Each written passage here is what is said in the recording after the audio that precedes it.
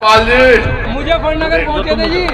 हाँ जी, इस तरह का माइक रख लो अपने वाला। भाई मैं मुजफ्फरनगर आया तो आरएलडी के लोग मिलके रास्ते में वे किसी और के खातर खड़े थे। मैं सोचे मेरे खातर खड़े,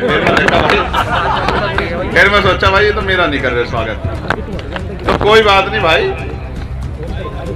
मीरापुर हम लोग जीत रहे हैं, इसमें कोई बात छिपी भी नहीं है और हम लोग जीत रहे हैं। इसीलिए तारीख बदली गई। आपने कभी नहीं सुना होगा कि नॉमिनेशन होने के बाद इतने दिन चुनाव चलने के बाद फिर तारीख बदली जा।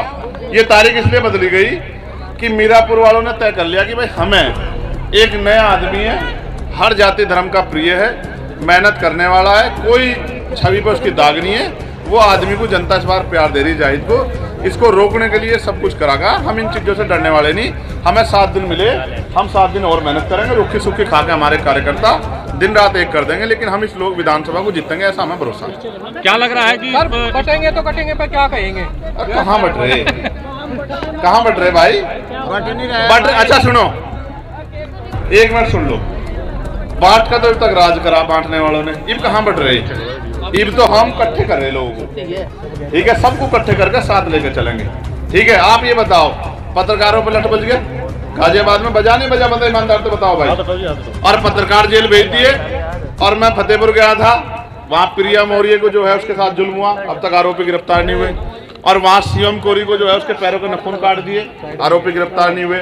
और वहीं जो है पत्रकार थे दिलीप सैनी, उनको घर में घुस कर मार दिया। उनकी पत्नी ने जो बात मुझसे कही है ना भाई, मेरे दिल को लगी वो बात। मैं तो ये सोच रहा था भाई मेरी बात वहाँ तक नहीं जाती होगी। उसने बिटिया ने मुझसे कहा भैया आप ही दिला सको न्याय, मैं आपको देखती हूँ, मुझे न्याय दिलाओ, मेरे बच्चे हैं छोटे छोटे।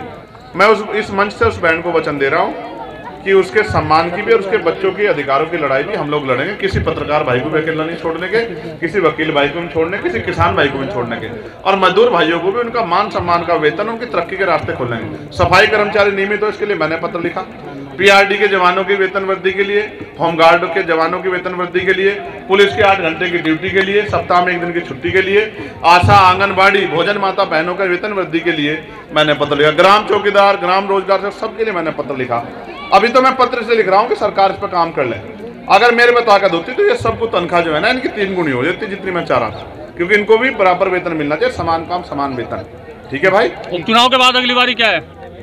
27, हम तो 27 में हमारी निगाह है भाई पूरी, हम नहीं छोड़ देंगे 27 को, हम तो तय करके बैठे हैं। इब हम हमारे लोग और हम किसी के भरोसे नहीं रहेंगे, हम अपनी ताकत बनाएंगे।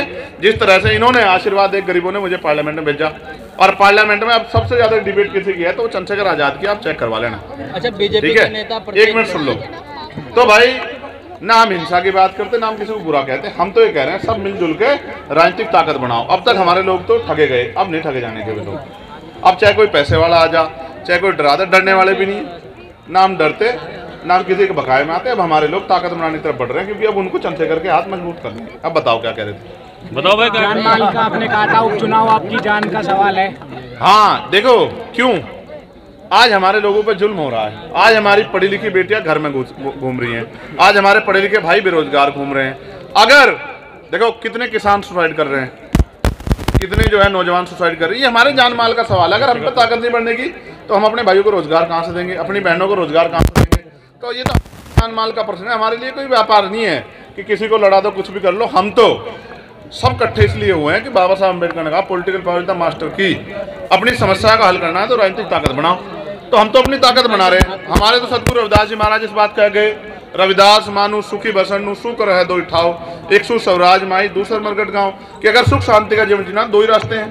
पहला स्वराज माई अपना राज लाओ, अन्य मरने के बाद मिलेगा शमशान घाट कब्रिस्तान में। तो जीते जी राज लाने के लिए हम लोग बढ़ रहे हैं कि सतगुरु रविदास जी महाराज का बेगमपुरा राज का सपना पूरा हो। ये नो बताओ, राज का अधिकार गरीबों का है या नहीं? नो बताओ। पहले तो अमीर राज करते थे राजा महाराज, अब गरीबों का नंबर तो आया, तो अभी तो गरीबों की आंख खुली, ये उनका राज आओगा। आप मेरी बात। अच्छा, बीजेपी के नेता प्रत्येक सभा में जय श्री राम के नारे से स्टार्टिंग करते थे। आज बेलडा में जयंत जी का कार्यक्रम था, जय श्री राम का नारा किसी भी तरह से नहीं गूंजा गया है।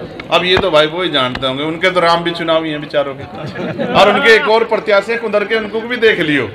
वे तो जहाँ उनके नेता तमाम जो है हजरत पैगम्बर साहब को बुरा भला कह रहे हैं, वहाँ उनके नेता वहाँ हजरत साहब की भी जयकारा लगा रहे हैं। आप समझो मेरी बात, वोट लेनी है उन्हें, आपने कहा है कि उन्हें वोट लेनी है और हमें लोगों के दिल जोड़ने हैं। हम वोट के लिए नहीं काम करें, हम तो लोगों को जोड़ के उनकी ताकत बढ़ाने के लिए काम करें। आओ भाई आप बुलडोजर पर कहा है कि बुलडोजर का हिसाब होगा। बुलडोजर वहीं भेज देंगे जहाँ से आया बुलडोजर, आप चिंता मत करो, हम वहाँ लग रहे ताकत में, पे भी कर रहा हूँ। ठीक है बुलडोजर अच्छा बताओ, न्यायपालिका की जरूरत नहीं है क्या आपको? बताओ जो बुलडोजर पर आप भरोसा कर रहे हो, बुलडोजर अच्छा है क्या आप बताओ? जिस दिन किसी पत्रकार घर पे चलेगा उस दिन एहसास होगा बुलडोजर क्या है, क्योंकि घर बनाने में बहुत जोर पड़ता है भाई पत्रकारों को भी ठीक है, मगर मैं पत्रकारों पर आंच नहीं आने देने का, इस बात का भरोसा दिला रहा हूँ। ठीक है।